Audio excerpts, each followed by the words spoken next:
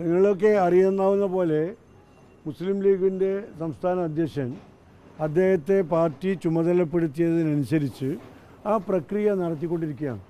ഇന്നലെ മുസ്ലിം ലീഗിൻ്റെ സംസ്ഥാന ഭാരവാഹികളെയും മുതിർന്ന നേതാക്കളെയുമായി അദ്ദേഹം അഭിപ്രായ ആശയവിനിമയം നടത്തി.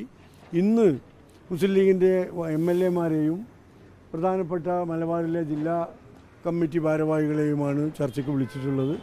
ആ ചർച്ച ഇന്നത്തോടു കൂടി പൂർത്തിയാകും. അത് കഴിഞ്ഞാൽ സ്ഥാനാർത്ഥി പ്രഖ്യാപനം ഇന്നോ നാളെയോ ഉണ്ടാകും. ഇന്നത്തെ ചർച്ചയുടെ അടിസ്ഥാനത്തിലായിരിക്കും ആ തീരുമാനം എടുക്കുക.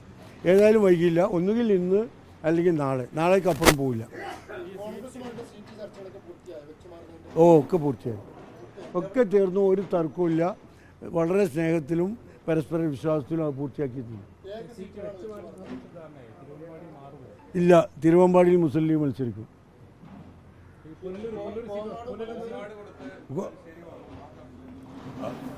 പിന്നെ മറ്റ് 2 സീറ്റുകൾ ഞങ്ങൾ ഇന്നത്തോടു കൂടി തീരും. പ്രശ്നങ്ങളൊന്നുമില്ല. തിരുവമ്പാടി ഇന്നലെ രാത്രിയോടുകൂടി ചർച്ച ചെയ്ത് തീരുമാനിച്ചു മുസ്ലിം ലീഗിൻ്റെ മത്സരിക്കും. അല്ല, അത് ഞാൻ ഇന്നലെ പറഞ്ഞല്ലോ, ഞാനിപ്പോൾ പാർട്ടിയുടെ ഉത്തരവാദിത്തപ്പെട്ടൊരു പദവിയിലാണ്. ആ പദവിയിൽ തുടരണമെന്നാണ് ബഹുമാനപ്പെട്ട തങ്ങളടക്കമുള്ള നേതാക്കന്മാർ ആഗ്രഹിക്കുന്നത്. അതുകൊണ്ട് എൻ്റെ ഉത്തരവാദിത്വം ഇനി മുസ്ലിം ലീഗിനെയും UDF-നെയും അധികാരത്തിലേറ്റുക, മുസ്ലിം ലീഗിന് ചരിത്രത്തിലെ ഏറ്റവും വലിയ MLA-മാരെ ഉണ്ടാക്കി കൊടുക്കുക. ഈ ഉത്തരവാദിത്വം നിർവഹിക്കാനുള്ള പുറപ്പാടിലാണ് ഞാൻ. മറ്റൊരു കാര്യം, നിങ്ങൾ വെറുതെ ഏതെങ്കിലും മണ്ഡലത്തിൽ എൻ്റെ പേര് പറഞ്ഞ് നിങ്ങളുടെ വിശ്വാസ്യത തകർക്കേണ്ട. ഞാൻ മത്സരത്തിൽ രംഗത്തുണ്ടാവില്ല. ബഹുമാനപ്പെട്ട നേതാക്കന്മാരോട് തങ്ങളോടൊക്കെ ഞാൻ എൻ്റെ താല്പര്യം അറിയിച്ചിട്ടുണ്ട്.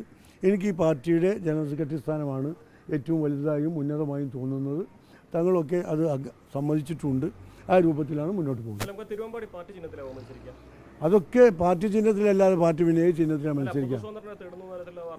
മുസ്ലിം ലീഗ് മത്സരിക്കുമെന്ന് ഞാൻ പറഞ്ഞല്ലോ.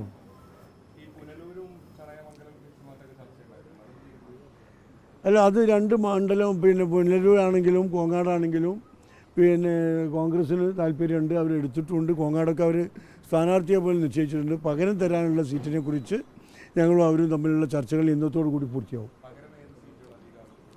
അത് ആവശ്യപ്പെടുന്നത് പറയാൻ കഴിയില്ലല്ലോ. തീരുമാനമായിട്ട് പറയാം.